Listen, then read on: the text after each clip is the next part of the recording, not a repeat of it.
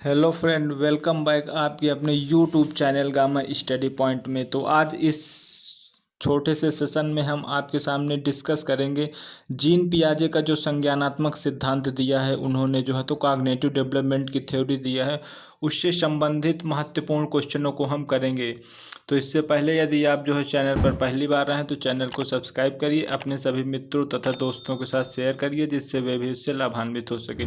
तो आप पूरे पैसेंस के साथ वीडियो के साथ बने रहिएगा जिससे मैं आपका कॉन्सेप्ट क्लियर करने का प्रयास करता हूँ। सबसे पहले जीन पियाजे को जान लीजिए। तो जीन पियाजे ने जो है तो संज्ञानात्मक विकास के जो है तो कितने स्टेज दिया है।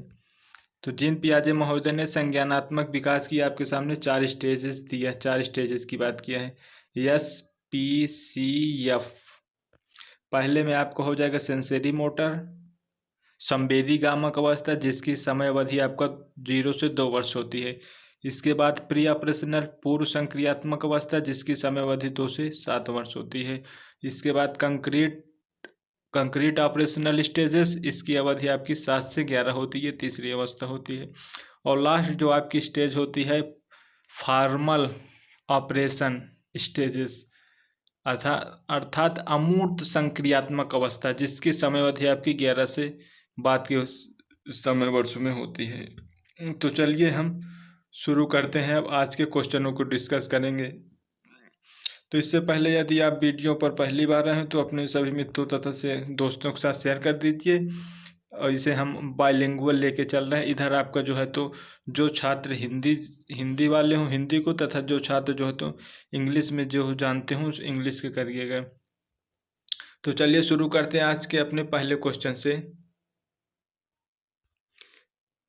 जीन पियाजे के संज्ञानात्मक विकास के सिद्धांत के अनुसार परिकल्पनात्मक निगमन तर्क विधि किस अवधि में विकसित होती है? क्या यह आपका संवेदी चालक अवस्था में, या फिर पूर्व संक्रियात्मक अवस्था में, या फिर मूर्त संक्रियात्मक अवस्था में होती है, या फिर आपकी लास्ट जो स्टेज है अमूर्त संक्रियात्मक अवस्था में? तो अब इधर हम चल रहे हैं। According to Piaget theory the cognitive development hypotheticals and deduction reasoning is develop. तो ये आपका हो जाएगा अमूर्त संक्रियात्मक अवस्था, फॉर्मल ऑपरेशन स्टेज में जो है तो आपका ये गुण आ जाता है कि बालक जो है तो परिकल्पनात्मक चिंतन करता है, जो वस्तु उसके सामने नहीं रखी हुई है उसके बारे में उसे तर्क करने, चिंतन करने तथा हाइपोथेटिकल जो है रीजनिंग उसमें डेवलप हो जाती है। तो इसका उत्तर आपका हो जाएगा मूर्त संक्रियात्मक अवस्था या फिर फॉर्मल ऑपरेशन स्टेज। इसके बाद हम अगले क्वेश्चन पर चल रहे हैं।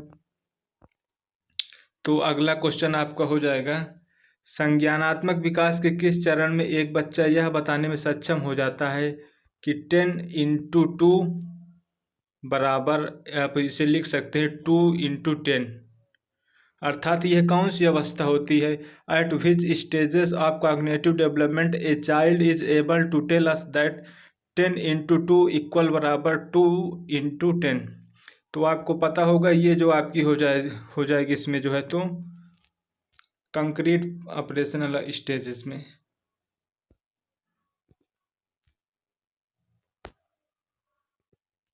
इसमें आपका हो जाएगा जो है तो कंक्रीट फॉर्मल ऑपरेशन जिसकी जो है तो समय अवधि 7 से 11 वर्ष होती है।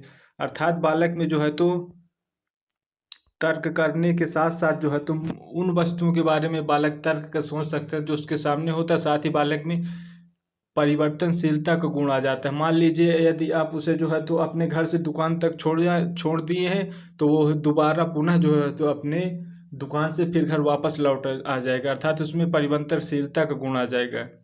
ये आपकी तीसरी स्टेजेस मूर्त संक्रियात्मक अवस्था में हो जाएगा जिसकी समय अवधि 7 से 11 वर्ष होती है। तो ये भी आपका क्लियर हो रहा होगा। इसके बाद अगले क्वेश्चन पर चलते हैं। तो अगला क्वेश्चन हो जाएगा आपका, जीन पियाजे ने पेशी अवस्था को जो है तो कितने उपचरणों में विभाजित किया है? तो पता होगा आपको जीन पियाजे ने जो है तो पेशी अवस्था को निम्न भागों में बांटा है। तो जीन पियाजे ने जो है तो संवेदी पूर्वावस्था को निम्न 4 भागों में बांटा है। और फिर इसके बाद हम अगले क्वेश्चन पर चल रहे हैं। जीन पियाजे के अनुसार सीखने के लिए निम्न में से कौन सा आवश्यक है। अर्थात according to Jean Piaget which of followings is necessary for learning. अर्थात जो सीखने के लिए उनके अनुसार क्या आवश्यक है, क्या जो है तो सेंसरी ट्रेनिंग आवश्यक है सीखने के लिए, पर्यावरण की सक्रियता, या फिर ऑब्जर्विंग ऑफ बिहेवियर एडल्ट, या फिर जो है तो आपका हो जाएगा believes in the maintenance on justice, क्या जो है तो आसन न्याय में विश्वास, या फिर रीइंफोर्समेंट बाय द टीचर, क्या शिक्षकों तथा अभिभावकों को जो है तो सुदृढ़ीकरण करना। तो आपको पता होगा, तो इसमें आपका राइट आंसर हो जाएगा सीखने वालों के द्वारा पर्यावरण में सक्रिय अन्वेषण। अर्थात जीन पियाजे जी कहते हैं कि child is little scientist which construct his own knowledge, कि बच्चा जो है तो एक नन्हा वैज्ञानिक होता है, स्वयं अपने संज्ञान बुद्धि विवेक का निर्माण करता है, स्वयं से सीखता है। केवल अध्यापक की भूमिका उसमें जो है तो सुविधादाता की होती, इन्वायरमेंट प्रदान करता है जिससे वह जो है तो सक्रिय होकर के सीख सके। तो ये इसका राइट आंसर आपको हो जाएगा सीखने वालों तो पर्यावरण सक्रिय अन्वेषण।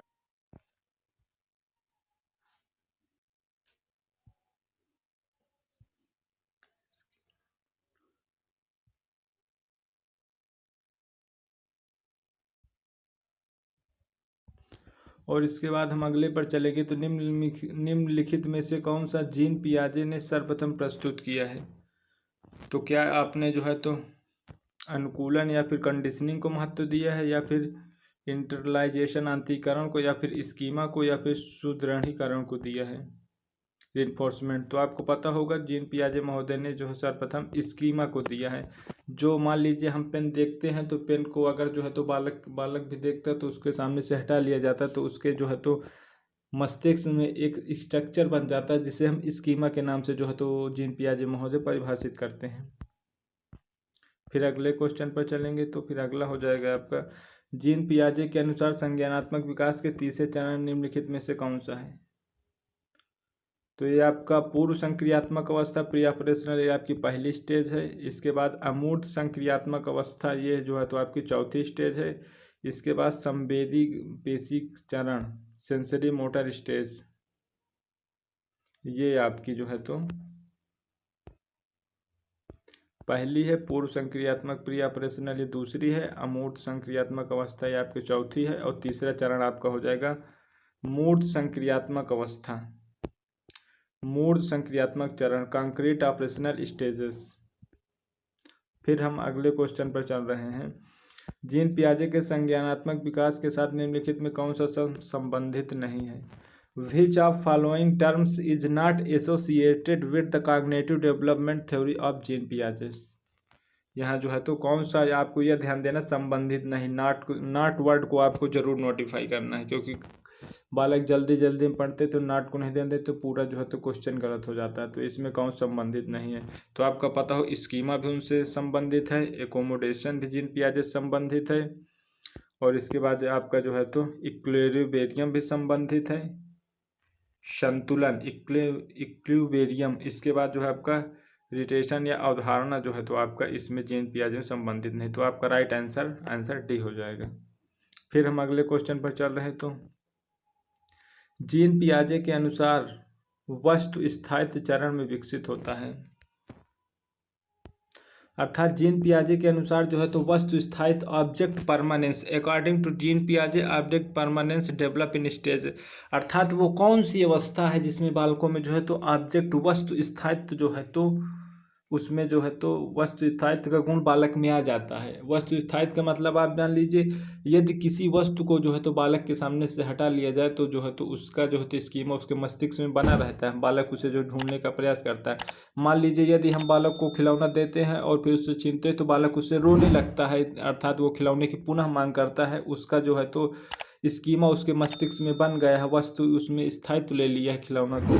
तो ये आपका हो जाएगा पहली अवस्था में गोवार्डी, आपकी पहली अवस्था हो जाएगी आपकी सेंसरी मोटर में। सेंसरी मोटर के लास्ट तक में आपका ये सेंसरी मोटर के लास्ट तक में आपका जो है तो संवेदी पेशी अवस्था के चरण में बालक जो है तो यह गुण विकसित कर लेता है। 2 वर्ष के अंत तक बालक में यह गुण विकसित हो जाता है, जिसकी जो है तो सेंसरी मोटर की अवधि आपकी जो है तो 0 से 2 वर्ष होती है। तो आज की भी छोटी सी वीडियो यहीं समाप्त होती है प्रिय विद्यार्थियों। यदि आपको वीडियो अच्छी लगती हो, इंफॉर्मेटिव लगती हो, तो आप सभी मित्रों के साथ शेयर करिए और अंत में जो है तो एक कमेंट भी करिए, जिससे जो है तो हमें सकारात्मक पुनर्बलन मिल सके। वीडियो